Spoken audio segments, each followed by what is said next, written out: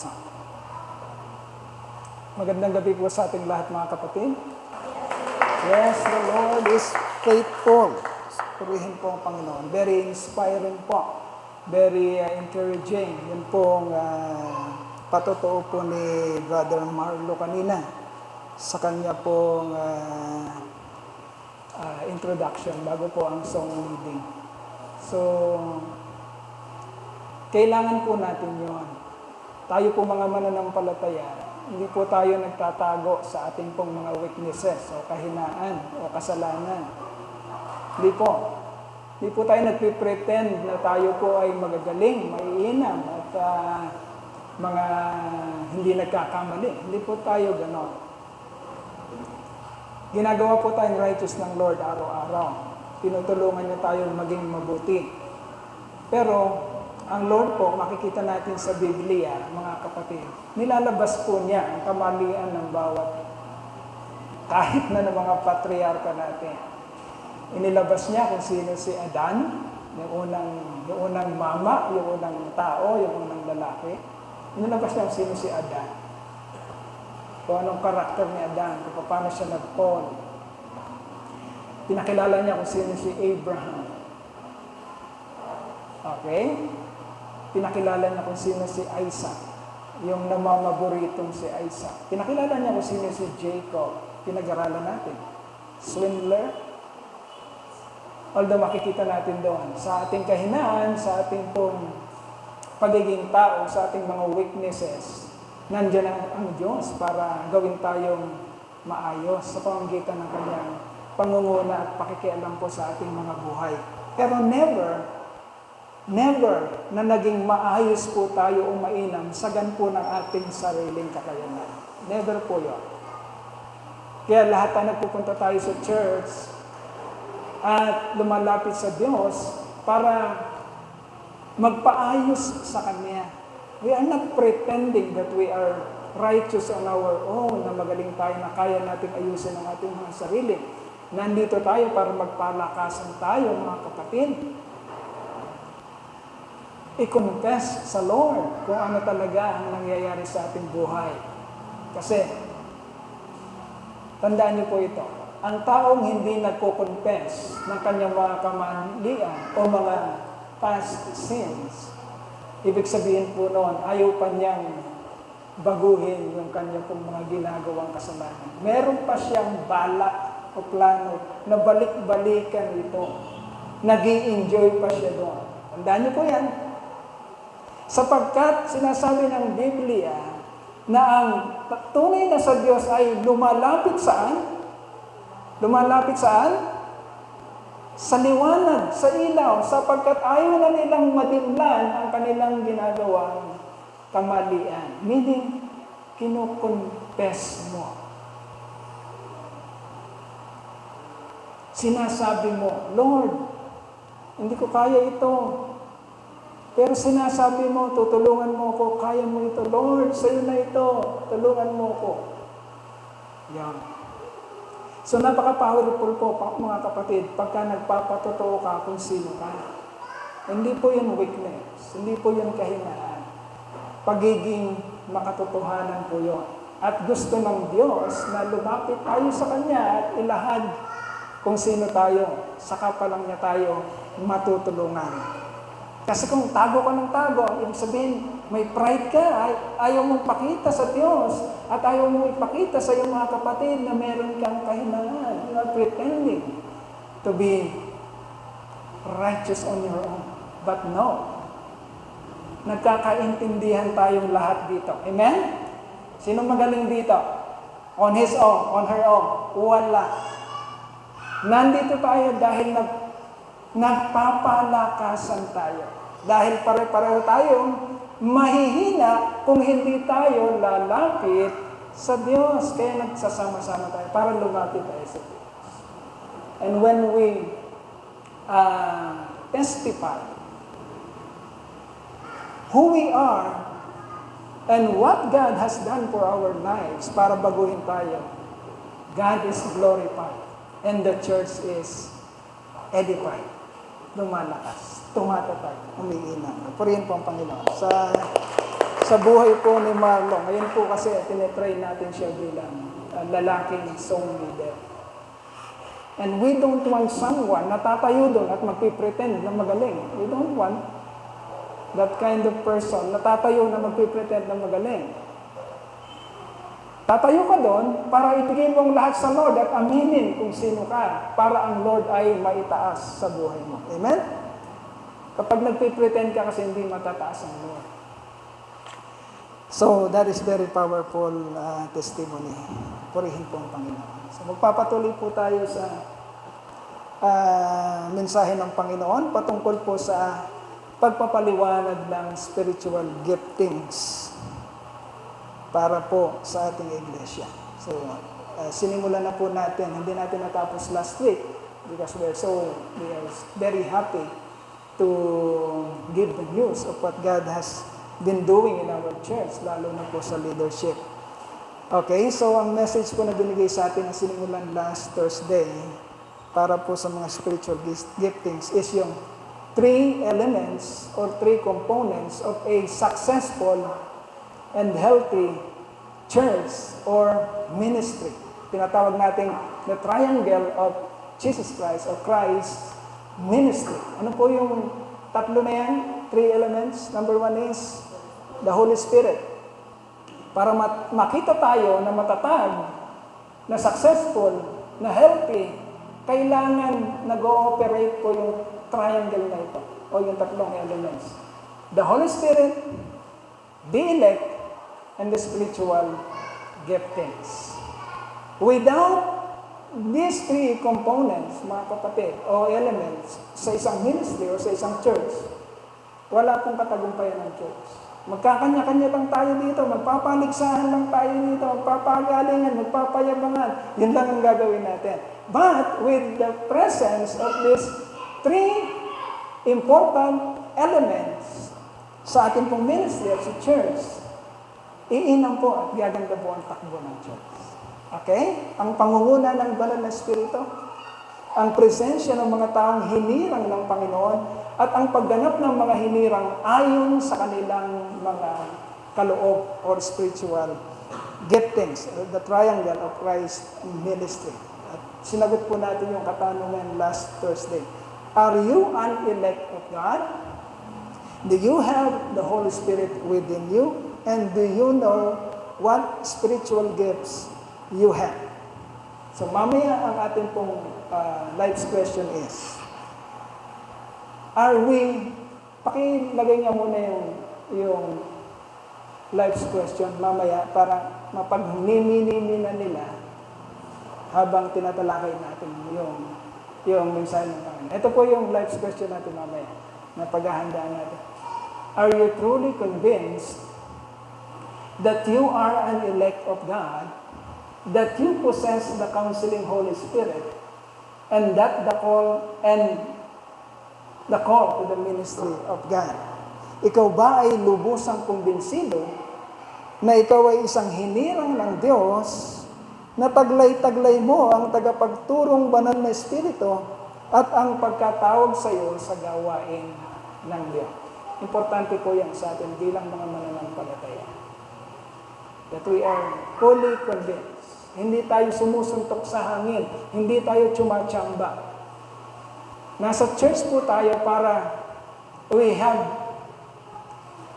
all this life, all the time of this life, para malaman kung tayo ba'y totoo o hindi. Napaka-foolish mga kapatid, na attend tayo ng church, pero hindi tayo kumbinsido kung sino tayo, kung totoo tayo o hindi. Napaka-foolish po noon. Yung foolish sa Tagalog, napaka-kahangalan. Ang laking kahangalan na attend tayo pero hindi natin masiguro, ako ba'y Kristiyano talaga? Anak ba talaga ako ng Diyos? Born again ba talaga ako? Hinirang ba ako ng Diyos? Meron ba akong banal na Espiritu? Nag-ooperate ba ako ayon sa aking pagkatawag? Sa pamamagitan ng mga kaloob, ng mga spiritual giftings na binigay sa akin ng Lord? Dapat malinaw sa ating lahat yan. Sapagkat doon nakasalalay ang dalawang bagay na importante. Ang iyong kaligayahan bilang mananampalataya at ang kapurihan ng Diyos sa buhay mo. Doon nakasalalay. Okay? So, ayan po. Are we truly convinced that you are an elect of God? That you possess the counseling Holy Spirit and the call to the ministry of God? Okay. Napag-aralan natin ang purpose or purposes ng spiritual giftings. Okay? Yung 7 letter E, young people, yung 7 letter E na nare-recall nyo, equipping of believers. Ito yung purpose ng spiritual gifts nyo. Equipping of believers, edification of the church, establishment of believers, encouragement of believers, effectiveness of the church, enlargement of the church, pagpapalago ng iglesia, and exaltation of our Lord Jesus Christ. Yun yung 7 purpose o layunin, bakit ka binibigyan ng kaloob. At ba't dapat alam mo kung ano yung kaloob mo? Okay? Hindi ka nangangawit sa church. Merong mga mananampalataya, nangangawit sa church. Hindi ka dapat maging ganoon. Hindi ginawa ng Diyos ang buhay pananampalataya mo o buhay mananampalataya mo para mangawit ka lang. Hindi. Tinawag ka ng Diyos, pinili ka para ibigay sa iyo ang lubusang kaligayahan. The life that you always wanted. Yan ang pangako kasi. Sabi ni Jesus Christ, I have come that you might have life. And that life must be abundant. Live to the fullest. Ipinapamuhay ng kasukdulan. Yun ang mananampalataya. Hindi po malungkot ang mananampalataya. Mapalad tayo. Wala tayong masyadong hirap ngayon. Yung mga naunang mananampalataya, pinapatay. Pero nandun sila sa rurok ng kanilang kaligayahan. Di ba?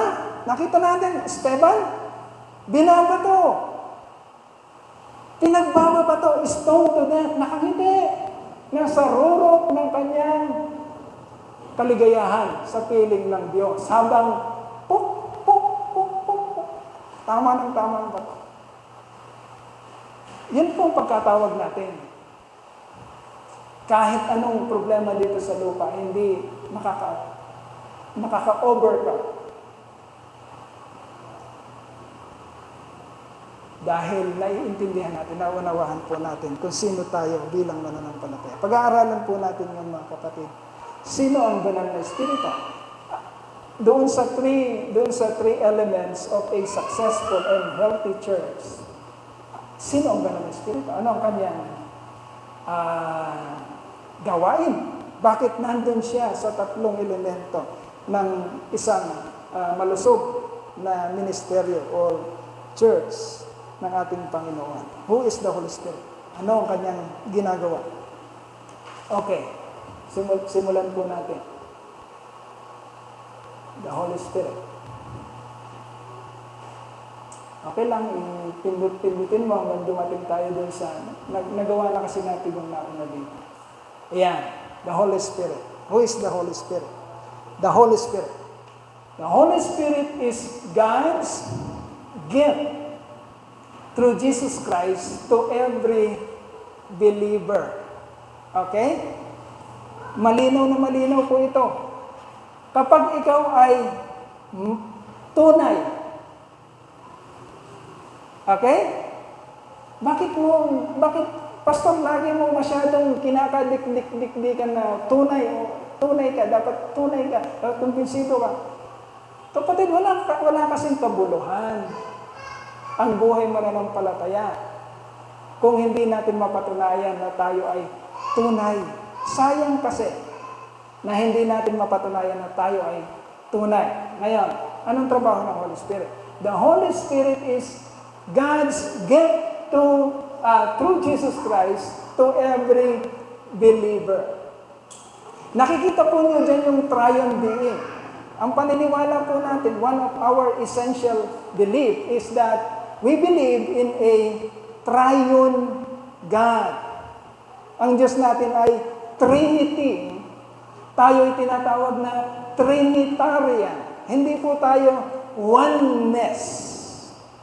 Tayo ay Trinitarian. Naniniwala tayo sa isang Diyos sa tatlong persona. Diyan po sa statement na yan, mga kapatid, the Holy Spirit is God's gift through Jesus Christ to every believer. Nandyan po yung tatlong persona. Okay? Sabi diyan, the Holy Spirit. Number one, the Holy Spirit. God, the Holy Spirit. The Holy Spirit is God's gift. Regalo nino ng Diyos. Yan yung Diyos Ama. To every believers, through God the Son, Jesus Christ. Meaning, ang Diyos ay nagbalot ng regalo. Hindi pa man sinisimulan ng sandaigdigan. Meron nang nakahanda, nakapreparang regalo. Para kanino? Para sa mga elect. Kanino? Para sa mga hinirang ng Diyos. Pinili ng Diyos, hindi pa man nagsisimula ang sandaigdigan. Okay? Nakakapanghinayang na hindi natin na-record yung the motive of creation. Nandun yung karamihang paliwanag dun, the motive of creation. Natinalakay na natin. Maybe 6 years ago. Maybe 5 to 6 years ago. Hindi pa man nagsisimula ang sandaigdigan, nandun na ang nakapreparang regalo. Ang Diyos Ama ay may nakapreparang regalo. Ano ang nakapreparang regalo niya? The gift of the Holy Spirit. Okay? At ang banal na Espiritong ibinalot niya, pinrepara niya, mga kapatid, ay hindi darating maliban na ganapin ng God the Son ang kanyang trabaho. So hindi pa man nagsisimula ang sandaigdigan, may plano na ang Diyos na ang mga hinirang niya ay ililigtas niya sa pamamagitan ng kamatayan ng kanyang only begotten Son. Kung hindi mangyayari ang kamatayan ng kanyang only begotten Son, hindi ma-share o hindi maibibigay ng Ama ang kanyang nakaprepare na regalo sa kanyang mga hinirang. Okay, nakikita niyo yung kabuuan. So the Holy Spirit is God's gift, God the Father's gift to every believer through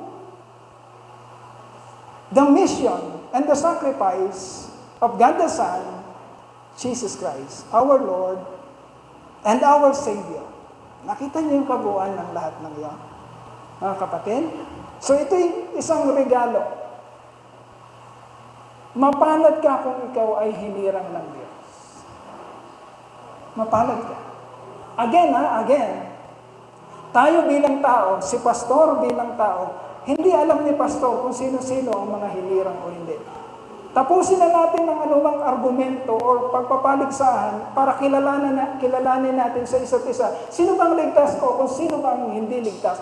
Hindi natin malalaman. Okay? O yun yung pupunteriyahin natin na parang masyado natin ipupulis ang bawat isa kung sinong ligtas o hindi ligtas. Hindi yun ang trabaho natin. Ang trabaho natin ay iproklama, sabihin ang mabuting balita. Sapagkat sa karamihan ng sangkatauhan, mga kapatid, habang pinuproklama ang mabuting balita, matatanggap ito ng mga hinirang ng Diyos. Hindi ng lahat ng tao, kundi ng mga hinirang ng Diyos. Now, kung sino-sino sila, wala kinalaman ang tagapagbalita. At hindi niya madidistinguish kung sino sila. Okay? Kaya wala tayong karapatang mamili. Siguro ito, mabait ito eh. Ligtas ito, hinirang ito ng Diyos. Hindi natin pwedeng gawin yan, mga kapatid. So, ipoproklama lang natin ang mabuting balita. Now, Ang banal na Espiritu, mga kapatid, ay binibigay lamang ng Diyos Ama, inireregalo lang ng Diyos Ama sa pamamagitan ng sakripisyo ng Panginoong Kristo sa mga hinirang lang niya. Bakit mo sinasabi, Pastor? Kaya importante, mga kapatid, na siyasatin natin ang ating mga sarili kung tayo'y kabilang o isa sa mga niregaluhan ng Diyos. Okay? Or else, kung hindi natin pagsusumakitan, nahanapin yun, yung katotohanan na yun, mga kapatid, hindi ka magiging maligaya sa pananampalataya mo. Iyon ang katotohanan. Kaya, inilalahad natin ang malinaw ang patungkol dito. Lalo na sa spiritual giftings, mga kapatid. Okay? The Holy Spirit is God's gift through Jesus Christ to every believer, to every elect. And number 1, He baptizes every believer into the body of Christ, thus forming the body. Okay, sinong nagdadagdag? Ang Diyos sa iglesia sa pamamagitan ng paglalagay niya ng banal na Espiritu sa bawat hinirang ng Diyos. Ngayon, pag ang banal na Espiritu ay malayang nakakagawa sa isang iglesia, kagaya ng pinag-usapan natin last Thursday, ibig sabihin malayang nakakagawa, the Holy Spirit is the one leading. Siya ang nag-Lord over. Siya ang nangunguna. Siya ang nakapangyayari at hindi si pastor, hindi ang tao, kapatid. Lalago ang iglesia. Sisigla ang iglesia. Mananagumpay. Bakit? Kung si pastor kasi, walang katagumpayan doon. Kahit napakagaling ni pastor, walang katagumpayan doon. Okay? Nasaan ang katagumpayan? Sa pangunguna ng Diyos. Dahil hindi ito gawain ni pastor, gawain ito ng Diyos. At ang Diyos na may gawain, may pagmamayari ng gawain na ito, mga kapatid, siya rin ang magbibigay ng kalakasan, ng tapang, ng resources, ng lahat. Because He is the God, the sovereign God who controls everything. At pag siya ang umiiral at siyang nangunguna, siguradong may katagumpayan, mga kapatid. At gagamitin niya ang bawat hinirang niya, idadagdag niya sa iglesia upang mangyari kung ano ang ninanais niya gawin. So, He baptizes every believer into the body of Christ, thus forming the body. Sa ating pong anniversary, April, magkakaroon po ulit tayo ng baptism. Napapahapyawan ko kasi ngayon itong baptism na ito. So, i-continue na po natin yung pag-aaral doon sa mga candidates for baptism. Pagtuturo sa kanila, ano pong ibig sabihin ng baptism. Sabi po kasi dito, nabanggit, the Holy Spirit baptizes every believer. Okay? Meron kasi tayong ginagawang simbolo ng kung ano ang ibig sabihin ng baptism. Okay? Anong nawi-witness natin pag binabaptize? Nandun tayo sa tubig, nandun si pastor at yung candidate for baptism at nandun yung nag-a-assist. Okay, anong ginagawa sa mga mananampalatayang binabaptize? Una, nakatayo siya, nakikipag-usap, merong tinuturo ang pastor, may sinasabi ng pastor. Pag time na ng baptism, anong nangyayari sa binabaptize? Inlulubog siya. Pag nilubog siya, may nakikita ka ba? Wala. Nakalubog siya. Wala kang nakikita, kundi tubig. Nasaan yung binabaptize? Nasa ilalim. Ang ibig sabihin po ng wala kang nakikita, he or she is no more. Ibig sabihin, patay na siya. Okay? Pag nilubog siya, hindi naman natin siya papatay. Nilubog natin siya for a while, for a second. Pero wala kang nakikita. She is or he is no more. Ibig sabihin, patay siya. And then maya-maya, Nabangon ulit siya. Okay? Ibig sabihin, pag nakita mo siya, ibig sabihin, nabuhay siya ulit. Okay? Ibig sabihin, nang nawala siya, patay na siya sa kanyang sarili. Yun po ang ibig sabihin ng baptism. Pag nilubog ka, dapat malinaw sa'yo, patay ka na sa iyong sarili. Okay? At pag iniahon ka, ibig sabihin, the new life that you are living now, ang bagong buhay na ibinangon sa iyo ngayon ay hindi na ikaw, kundi ang buhay ng Panginoong Jesucristo. Diba? I am crucified with Christ, I die, and I no longer live. And when Christ lifted me up, tinayo ko muli, the life that I live is Christ. Ay sa Diyos na. Okay, dapat naiintindihan natin yun, mga kapatid. Hindi tayo nagkukuha kung o naggagawa ng anumang ritual na hindi natin naiintindihan. Pinapaliwanag natin yun. Kaya bago ka pumunta or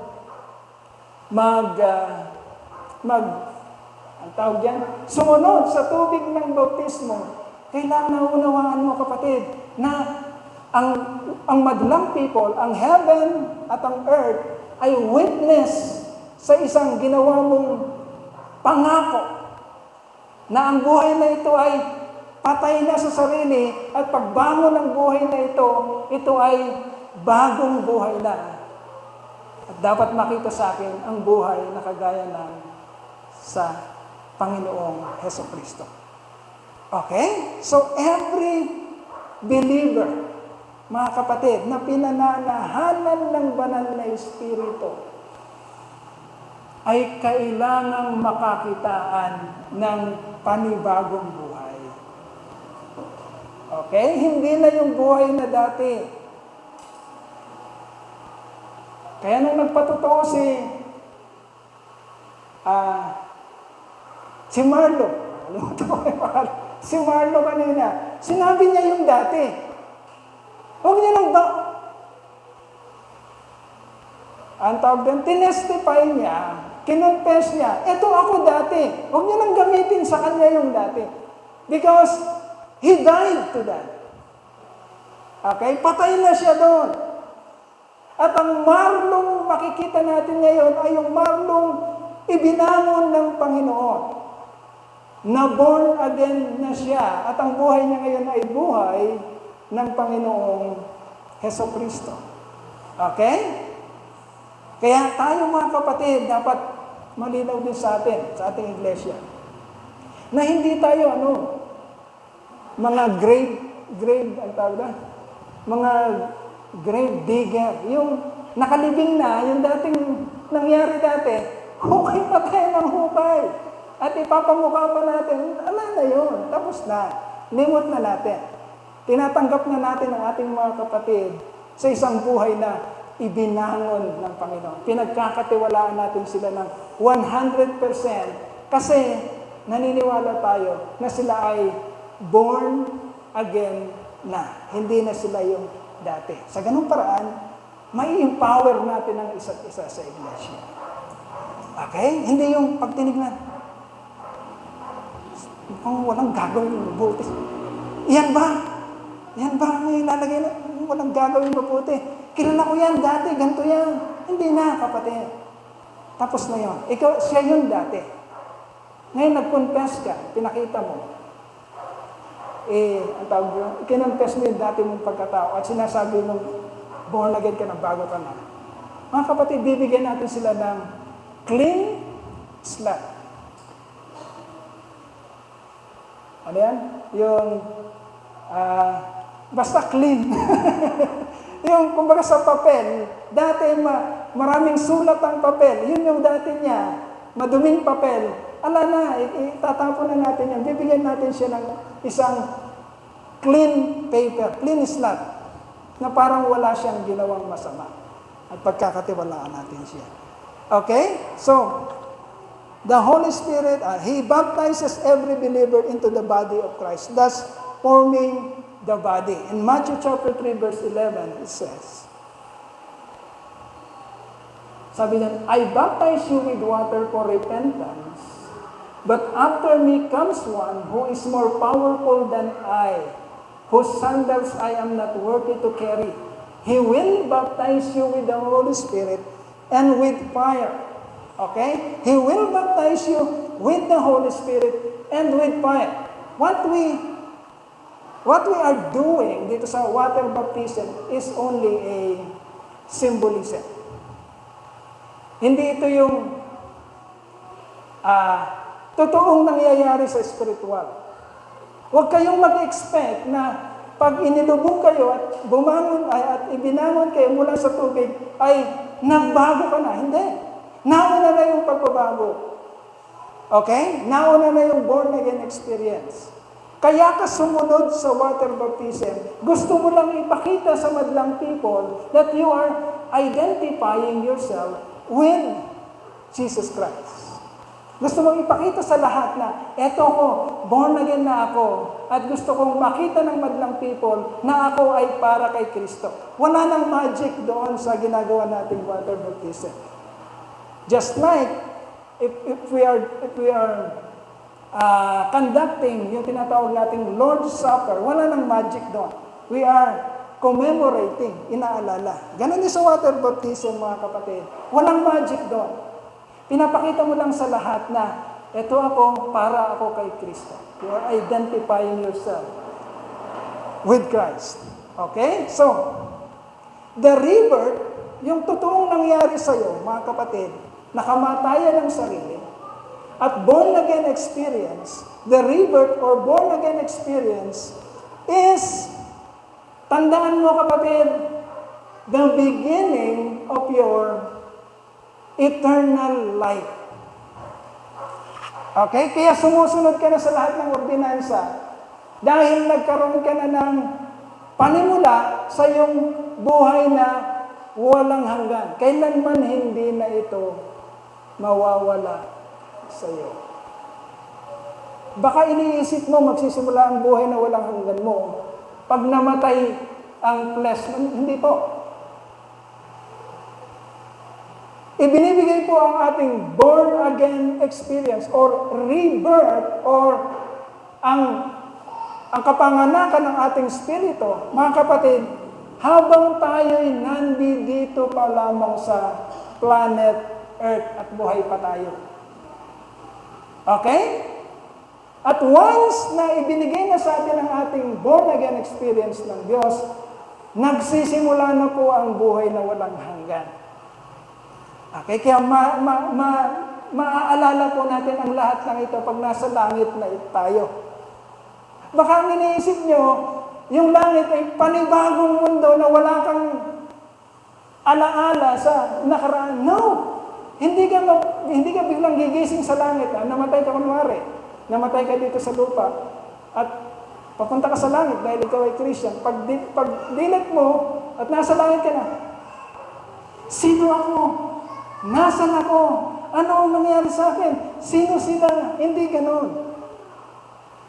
Okay? Ang langit ay continuation, mga kapatid, ng buhay mananampalataya natin dito sa lupa. Kaya sinasabi natin na yung buhay natin bilang mananampalataya sa flesh ay mga practices natin or exercises natin para maging preparado tayo sa gagawin nating buhay sa walang hanggan. Buhay sa piling ng Diyos, mga kapatid. Hindi po tayo magkakagulatan sa langit na parang hindi mo naiintindihan kung anong nangyayari at biglang babaguhin na lang ng Lord ang isang bagong isipan at wala ka nang gagawin, kundi mechanically parang sinusiyang robot o di bateryang tao o di bateryang bagong buhay na alang ibang gagawin kundi purihin ang Panginoon. Hindi. Pakinggan natin mabuti. Ang lahat ng ginagawa natin dito sa lupa, lahat ng paglilingkod natin, lahat ng pagpapagal natin, pagdating natin sa langit, yun ang mga magiging kaligayahan natin.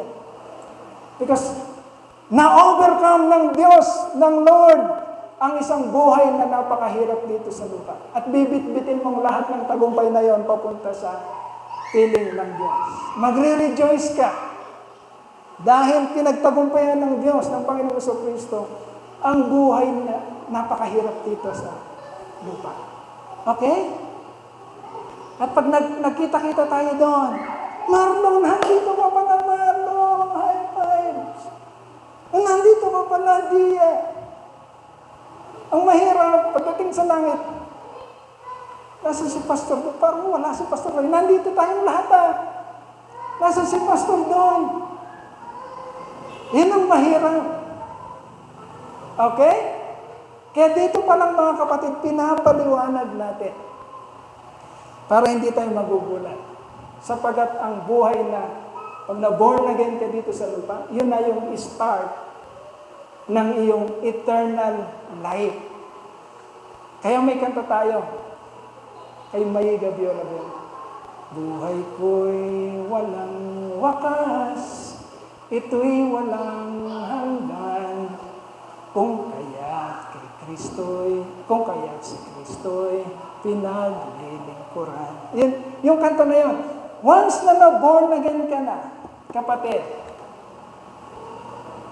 ako naniniwala mga kapatid, yung taong na born again, alam niya yung start ng buhay niya. Yung buhay na eternal. Alam niya. Kaya sumasabog ang kanyang papuri sa Lord at hindi siya nahihiya sa madlang people. Dahil may nabuhay sa kanya. At ang nabuhay sa kanya ay malakas. He who is in me, ano yan? Is greater than he who is in this world. Kapatid, ang Holy Spirit na taglay-taglay mo ay hindi mahina. Okay? Mas malakas siya kaysa 1,000,000 Satanas. Okay? Hindi papantay ng lakas o ng kapangyarihan si Satanas sa tinanggap mo. Kaya,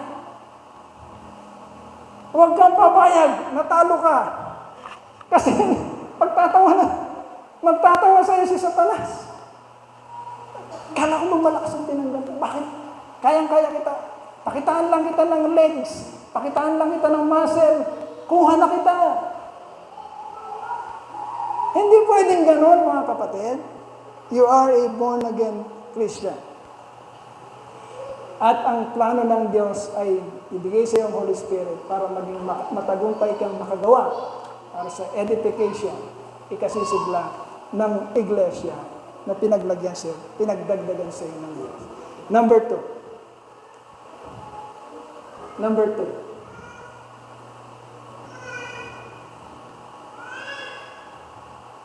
I-skip na natin yung iba para matapos natin. Number 2.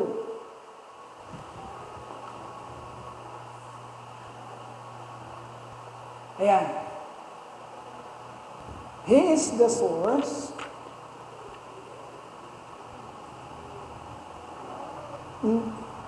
Pang-apat na yan. Yung pangalawa. He fills. Yan. Okay. Yan. He fills and He controls every yielded believers. Ano ang trabaho ng Banal na Espiritu? Okay? Ano ang trabaho ng Banal na Espiritu? He fills, o sa Tagalog, pinupunan, and He controls every yielded believers. Yung mga nakahandang magpagamit at sumunod sa Diyos. Trabaho ng Banal na Espiritu. Acts chapter 2 verse 4. Sabi niya, Acts chapter 2 verse 4. All of them were filled with the Holy Spirit and began to speak in other tongues as the Spirit enabled them. Okay. Ang ating Diyos, tandaan natin ito, mga kapatid, ang ating Diyos ay Diyos ng kaayusan. Our God is the God of order. Okay? Kaya tinuturo natin yung spiritual giftings. Ayaw natin na nagkakarambol-rambol tayo dito. Because God holds the big picture. And we as His elect, tayong mga hinirang niya, we are the puzzle pieces. Okay? Puzzle pieces sa malaking picture na binubuo ng Lord sa kanyang gawain. At bawat isa sa atin ay may nakalapat na isla na kailangan natin makita. Kaya pinag-aaralan natin mabuti ang spiritual giftings. Our God is the God of order, mga kapatid. Dito sa binasa natin, lalabas dito na mayroong isang gift na binigay ang Diyos sa mga naunang mananampalataya. Marirecognize niyo ba kung anong gift yun? Anong gift? Speaking in tongues. Pinag-aaralan namin nila Pastor Jonathan yung doctrine ng lilipas na ba ang mga ito o hindi. Ano ang doktrina natin? Paano tayo, anong stand natin patungkol sa mga speaking in tongues? Mapapansin nyo, hindi natin masyadong tinatouch ang mga katuruan patungkol sa speaking in tongues. While other churches, maraming mga churches, ang masyado nilang hina-highlight yung gift na ito, na para bagang ito ay isang napaka-essential o importanteng gift na kailangan i-practice, i-exercise ng church for edification. Okay? Anong stand natin? We do not forbid. Hindi natin sinasabi na ang church natin ay hindi naniniwala sa speaking in tongues. Maging malinaw sa atin, mga kapatid. Hindi natin sinasabi na hindi tayo naniniwala sa gift ng speaking in tongues. But, bilang mga responsible na tagapagturo at mga mananampalataya, tinitingnan natin o ini-explore natin kung paano po natin may papaliwanag ng malinaw ang paggamit ng speaking in tongues para hindi magamit ng dyablo para guluhin ang maayos at ang order ng iglesia. Gagamitin natin ngayon, dito tayo magtatapos, lalawakan natin ang pag-uusap tungkol dito. Gagamitin natin itong verse na ito para kahit papano ay maintindihan natin. Hindi man natin maintindihan ng buong-buo ang counsel patungkol sa speaking in tongues, sa gift of speaking in tongues. Pero gagamitin natin ang istorya ng Acts chapter 2 verse 4 para maipaliwanag natin yan. Okay, ang Book of Acts, mga kapatid, sa Tagalog, ito ay aklat ng mga gawa. Ito ay pang-apat na book of pang-lima. Tama? For Gospel, Matthew, Mark, Luke, and John. Pang-lima is Book of Acts. Yung apat, ito yung Gospel, mga istorya nung nabubuhay pa si Jesus Christ.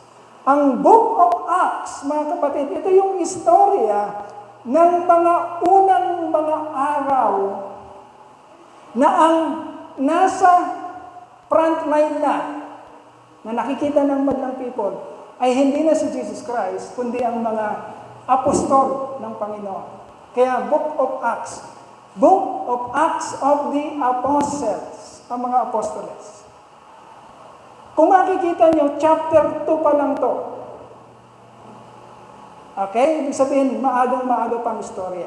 Sa chapter 2 kasi, mga kapatid, dito ipapakita na ang Diyos ay magpapanaog na ng ipinangako niyang banal na Espiritu.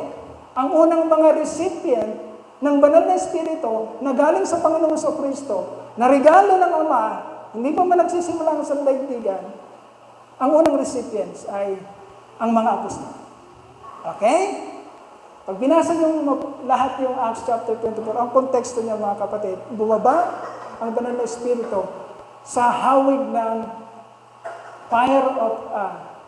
tongue of fire. Yun ang parang description niya. Tongue of fire. At nanaog sa bawat isang mga apostol.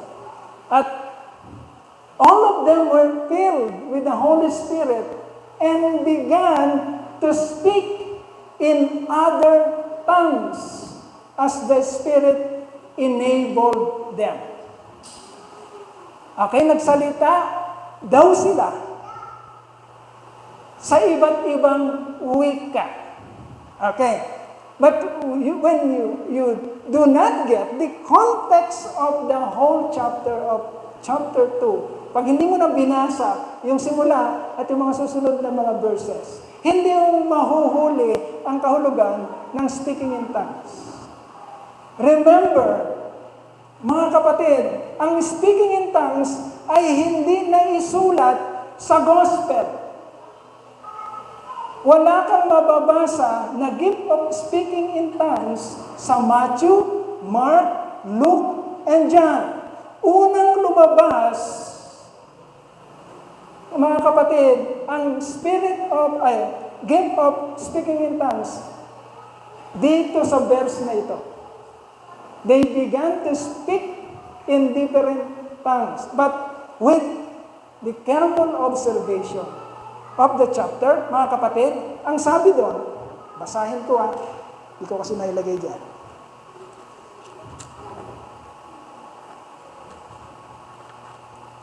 Okay. Anong verse 4? Sabi dyan, all of them were filled with the Holy Spirit and began to speak in other tongues as the Spirit enabled them.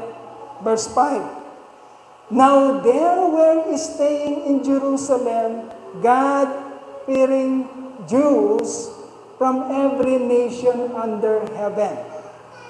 When they heard the sound, yung dagundong ng Banal na Espiritu ang dumapo sa kanila. When they heard the sound, a crowd, nagdatingan ng maraming tao, a crowd came together in bewilderment, in amazement. Nagkagulat sila. Ano yun? Ano nangyari? Nagdatingan yung madlang tipo. In bewilderment. Because each one, lahat ng pumuntang mga tao doon, sabi dito, of different nations. May mga pumunta doon na iba't iba ang kanilang pinanggalingan. Pag sinabing iba't iba ang kanilang pinanggalingan, mga kapatid, iba't iba sila ng wika. Hindi lahat sila Aramaic. Hindi lahat sila Arabic. Hindi lahat sila Hebrew. Mamaya babanggitin kung ano-ano sila. Because each one heard them speaking in his own language. Utterly amazed, they asked, are not all these men who are speaking Galileans? Itong mga tao ba nito na nagsasalita, di ba lahat sila mga Galileans? Then how is it that each of us hears them in his own native language? Di ba mga Galileo sila? Bakit naririnig natin sila sa sarili nating lingwahe? Para sa panahon natin ngayon, merong Ilocano, may Bisaya, may Panggalatok. Okay? Nagsasalita si pastor. Nung nagsasalita si pastor, si Bisaya, si Kapampangan, si Ilocano, nagsasalita lang naman ng Tagalog si pastor, pero naririnig ng bawat isa sa kung anong dialect sila. Okay? Nagigets yung point? Ano ibig sabihin ba? Si pastor ba nagsasalita ng Ilocano and at the same time, sa parehong oras, nagsasalita siya ng Kapampangan and at the same time, nagsasalita siya ng Bisaya? Ganun bang nangyayari? Hindi.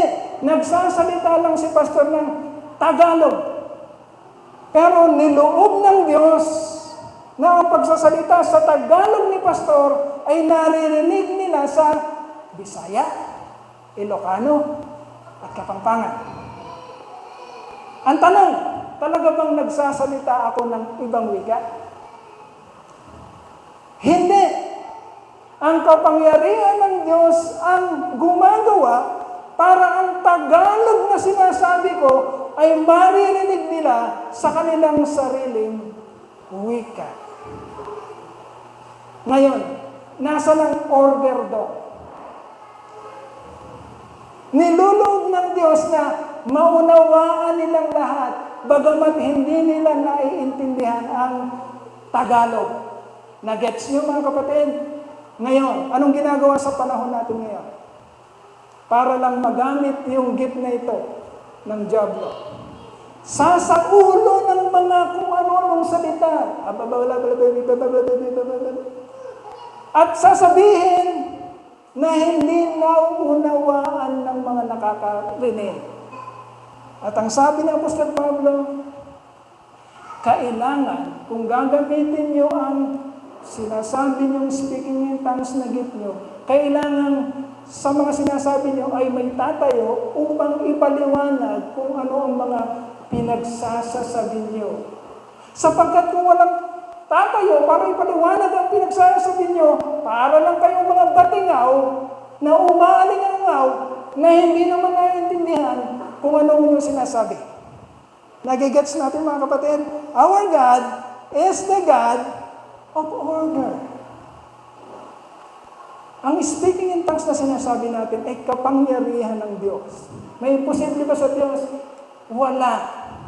Kaya niyang gawin na ang pagsasalita ko ng Tagalog ay marinig ng lahat ng naririto sa pamamagitan ng sarili nilang wika.